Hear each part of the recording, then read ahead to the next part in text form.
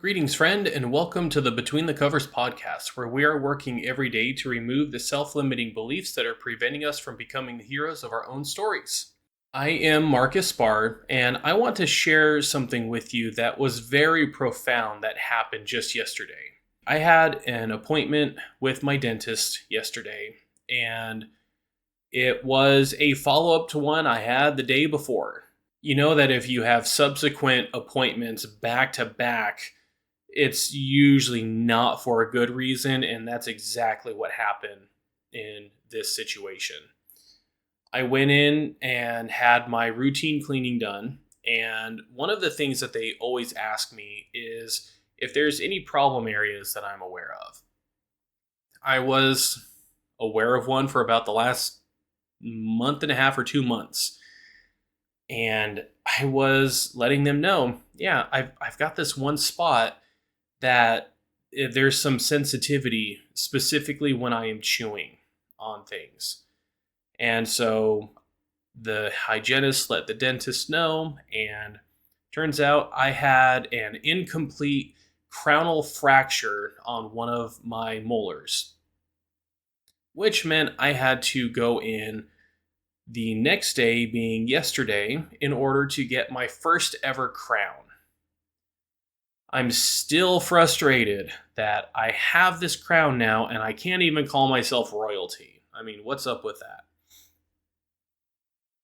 However, as I was heading into the dentist yesterday, I was listening to one of the podcasts that I like to listen to called the Create Podcast, hosted by Natalie and Kristin Hanggi. And it's the Create Podcast is all about creatives trying to reclaim their creativity and be able to pursue their creative dreams. Might not be so surprising based on some of my previous episodes why I'm listening to this podcast. What they were talking about in this podcast, it was one that they recorded back in 2020 because I'm working through the backlog. They were talking about what's the story that we tell ourselves. That might sound familiar based on the title of this podcast, because it's so profound for me that there is a lot that we tell ourselves that sets us up to have the experiences and even just the days that we have. And I had a very interesting day yesterday just at the dentist, where by listening to this podcast, I didn't even finish it yesterday, that it set me up to become more aware of what my own story and internal dialogue is for just this trip to the dentist. When I went into the office, I was there a little early, and I have this really fun color by numbers app on my phone that I'll just turn to when I'm feeling nervous, which I was feeling nervous yesterday, don't get me wrong. I'll turn to it if I need a brain break, if I am feeling nervous, or sometimes just because I want to, because it's fun. I enjoy it. When I went back with the dental hygienist and she takes me back and is describing what they're going to be doing, asks me if I have any questions about the procedure, which honestly I didn't. It was my first time going through something like this. I honestly didn't know what to expect.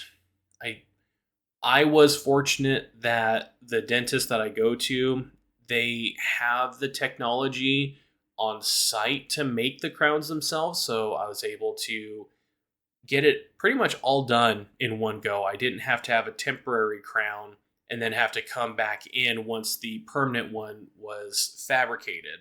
I was aware as the dental hygienist was taking me back. She just doing her usual thing, just asking, "Hey, how are you doing today?" I could have said anything about how I was doing.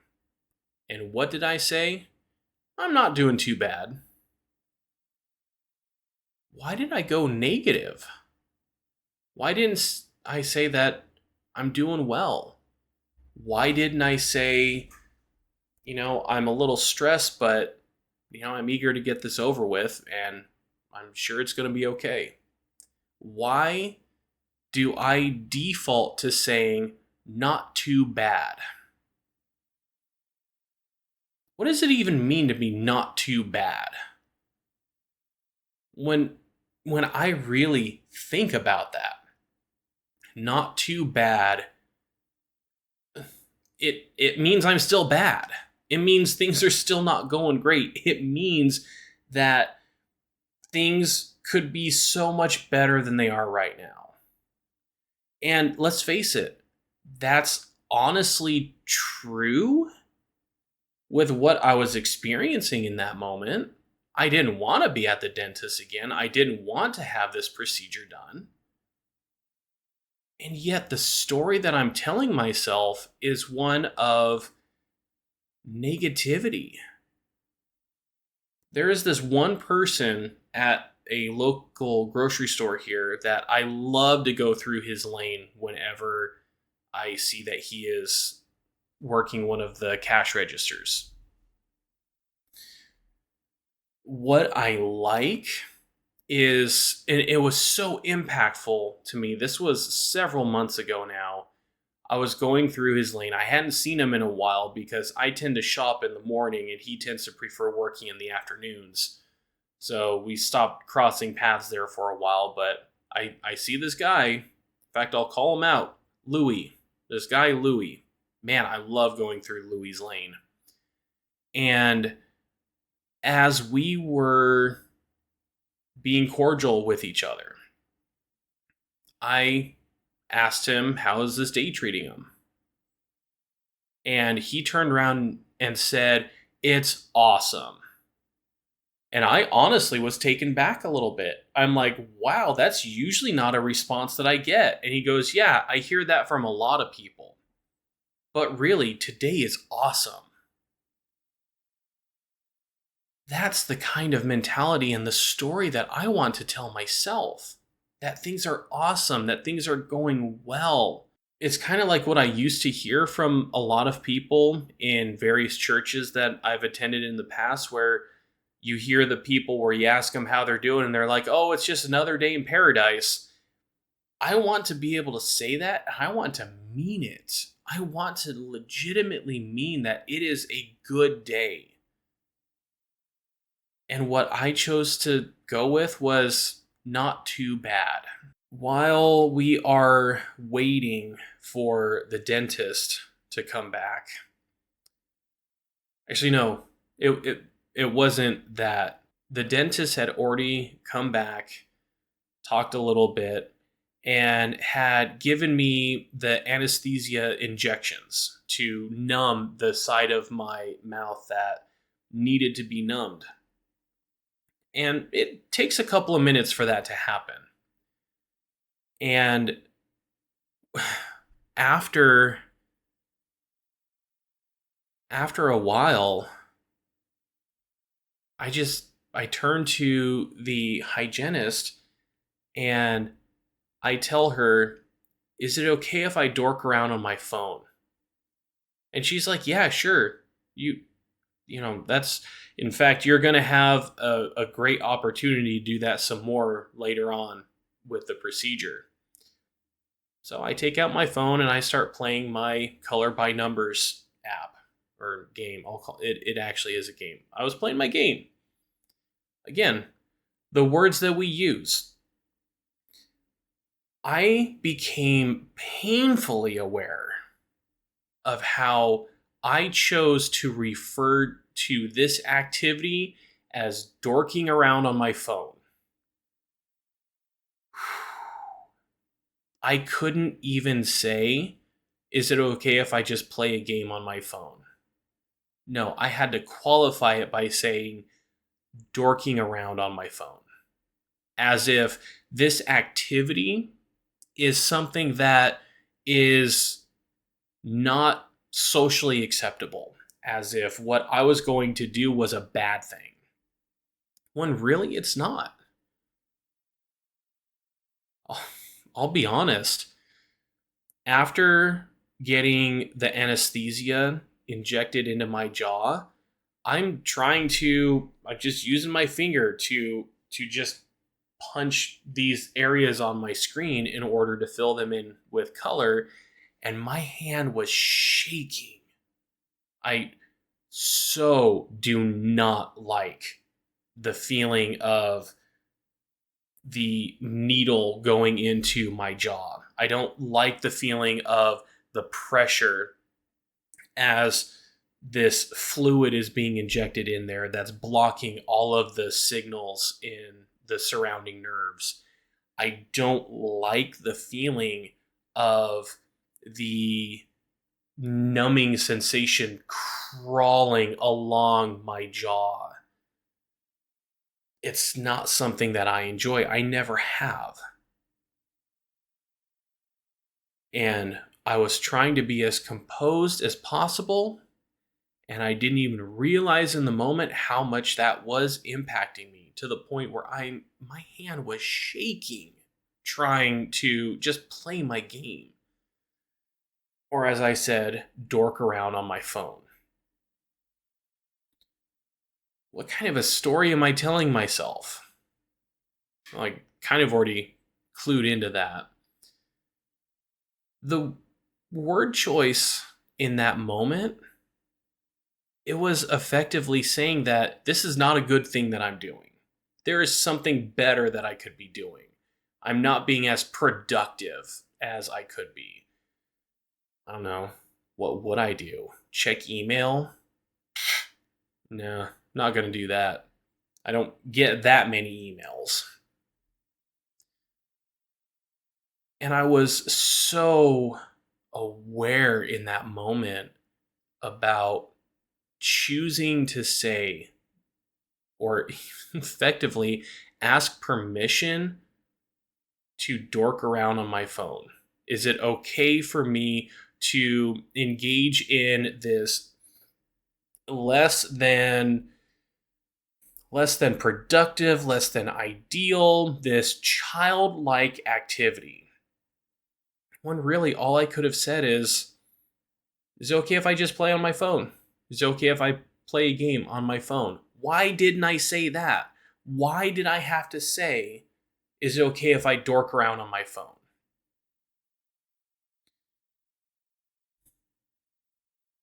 That really struck me.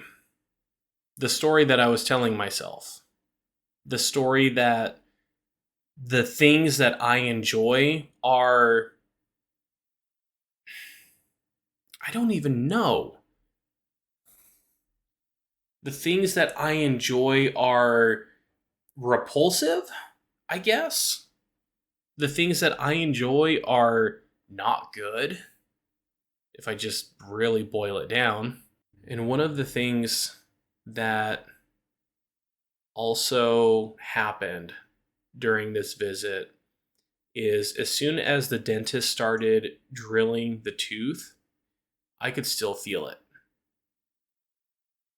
When I was heading to the dentist yesterday morning, I was thinking maybe I should let them know that I'm going to need a little more anesthesia, because, man, I remember having a cavity. I was having a cavity filled, and they were having such a hard time numbing the spot that they ended up having to go with like some older kind of anesthesia that doesn't metabolize as quickly. So I would be number longer. And I'm like, you know what? We'll see what happens. We're just gonna see what happens this time. And true to form, he starts drilling, and within 5 seconds, I'm holding my finger up, and he's like, "Can you still feel that?" And I'm like, "Yeah, I can still feel it a little bit." And he's like, "Okay, well, we'll just have to give you a little more." And so he does. And thankfully, that that was the third injection. Thankfully, I didn't feel that one. Yet, we still had to go through that waiting period for the anesthesia to do its work. And I felt it. I felt it moving more towards my lip. And when he came back, he's like, "How does it feel?" I'm like, "It's kind of hard for me to tell until you start drilling, but it does seem to have moved further, so maybe we're in a good place here." I could have saved myself some of that by just saying, "Hey, in past experiences, I have needed more anesthesia in order to actually get my nerves numb for this kind of work." In fact, I can't even think of any kind of dental work where they haven't had to give me more or go with something a little stronger just because I honestly don't know why it happens. I wish it didn't. Honestly, wish it didn't because I'm so not a fan of having these injections and having them multiple times and then dealing with the lingering numbness and also having to deal with the soreness that takes place afterwards. So the area that needs to be numb is finally numb. I didn't feel anything more the rest of the time. The dentist comes back, continues with the procedure, and I start getting frustrated at myself because I have I have four different tools in my mouth as the hygienist is spraying water in there and trying to suck up the debris, and the dentist has his little mirror in one hand and he has the drill in the other. And I was getting frustrated because I could see how much of an inconvenience these moments where I really needed to swallow were coming up. Because every single time I did that, it kept pushing the dentist's hand up, and then he had to go back in and get it back into place. And I was getting frustrated. Why? Why was I getting frustrated at myself? I was getting frustrated because of my normal bodily functions. I was getting frustrated because there was enough moisture at the back of my throat to send signals to my brain, "Hey, we need to swallow." I was telling, or not telling, I was more expecting myself to be able to just lie there in perfect stillness and control my body to not do some of these things that it was naturally designed to do. What's the story that I am telling myself here? That I'm not good enough? That I should be doing better? Better at what? Lying there? I mean, what is the story? I was really thinking on that yesterday. I was really wondering, what is the story that I am telling myself? And the more often the story that I am telling myself is a negative story, the more I'm going to have a negative experience, the more I'm going to have a negative outcome through all of this. I didn't like that. I honestly didn't like it. I started changing my responses. I started changing what I was saying and what I was doing. I took the example of Kristin Hanggi and Natalie Roy and started to apply it to this experience. I could have sat there dorking around on my phone. Yes, I'm saying that very intentionally here again. Just waiting for everything to get done and come home and just wait for the numbing to go away and start feeling the discomfort from the injections and from the work that was done on the tooth. That's what I could have done. And instead, I embodied a childlike awe to this experience. Again, I'd never gone through this before. I didn't know what to expect in having a crown for my teeth. So I started asking questions. After all of the drilling was done, they took a 3D scan of this tooth and some of the surrounding teeth. They did the same for my the upper teeth, because it was a lower molar that was having the issue. They did the same for the upper teeth as well, so they could try and recreate my bite as succinctly as possible. I remember lying there, mouth agape, as the hygienist has this scanning rod inside my mouth and it's just going around the teeth and this way and that way. And I remember she had the monitor so that I could see what was going on. And I've got my head turned and I'm watching as it is developing this 3D model as it's just doing all of these scans. I was like, what? That's the kind of technology that we have here? That's amazing. Eventually, the hygienist comes back, and this was after I had been playing the game on my phone for, oh gosh, how long was it at that point?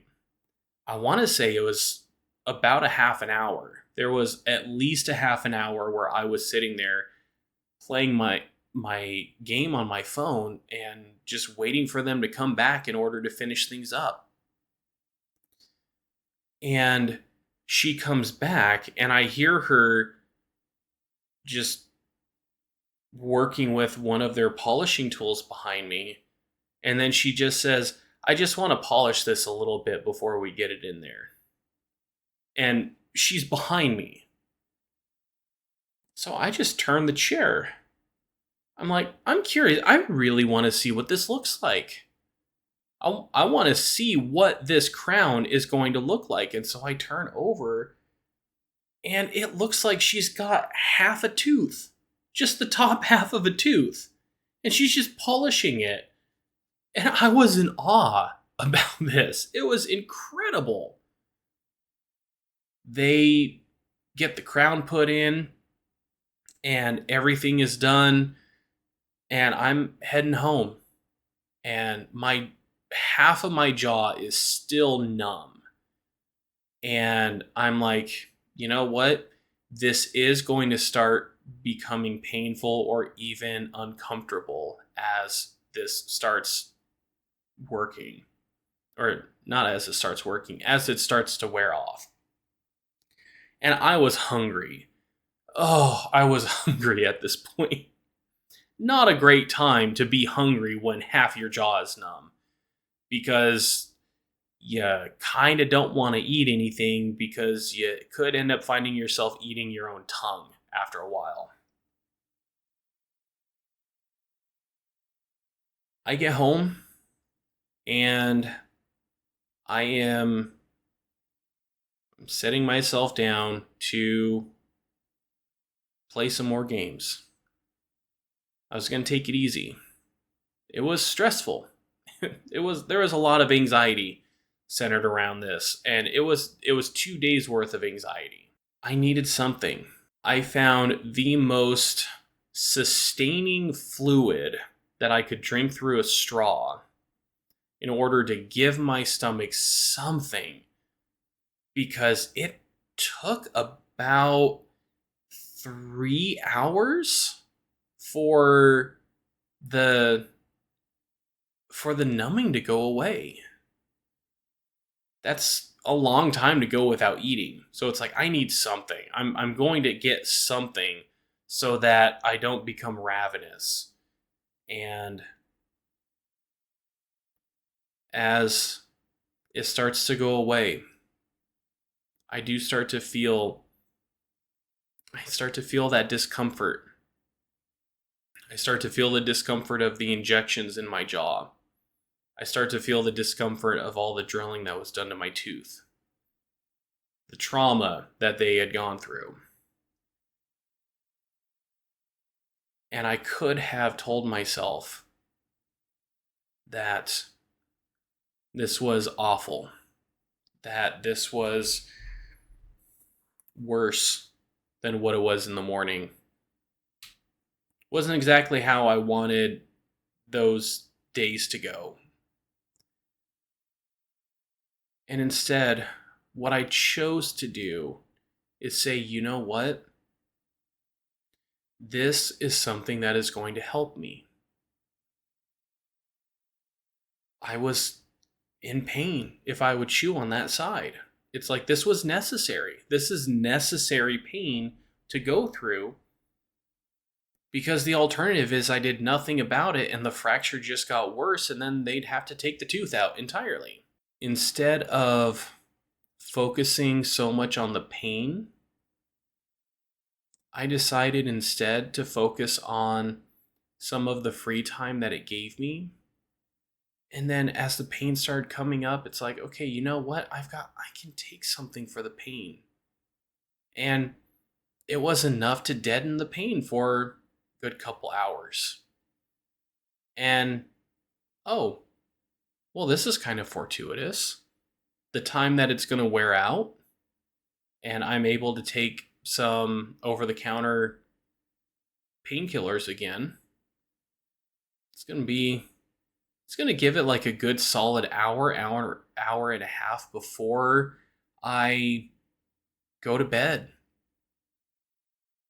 It's actually some pretty good timing there. It gives it time to do its job before I lie down, and what maybe misery as I'm waiting for it to kick in. It's like that was actually pretty fortuitous. And Libby was incredibly supportive and helpful during this whole experience. I had friends that were happy to offer a distraction. We played some games online in the evening, and overall, yesterday was a great day. It wasn't not too bad, like I had said to the dental hygienist when I went in there first thing. It actually was a good day. My situation didn't change. It's not like by saying that my day was great that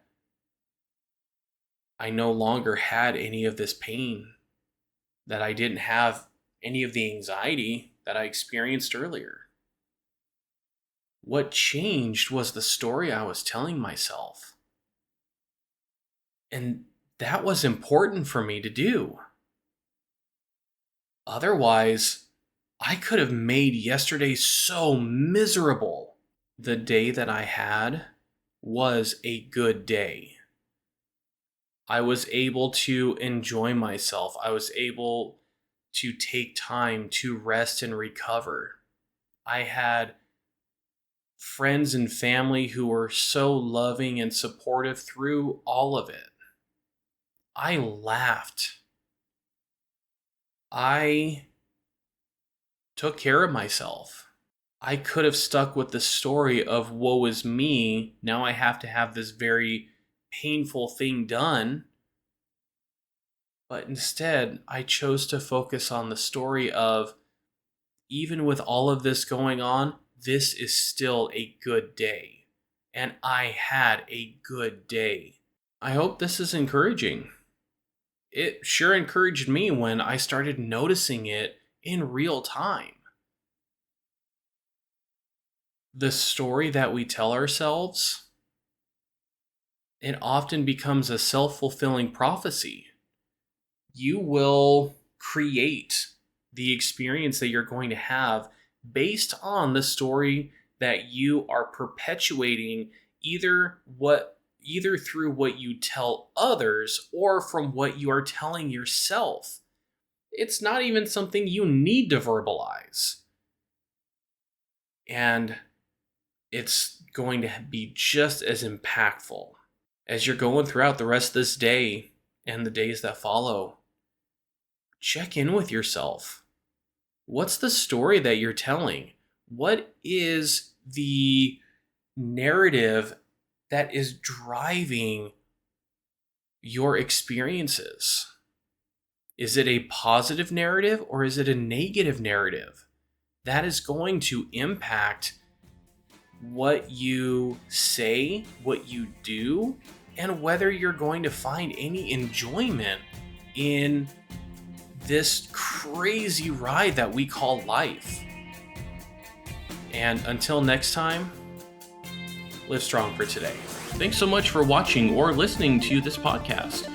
If you like what you're hearing, then give this video a like and subscribe so you don't miss out on any future uploads. If you are interested in working with me, then take a look in the description where you can find my website or a link just to schedule a free 50-minute one-on-one call with me. Looking forward to talking with you soon.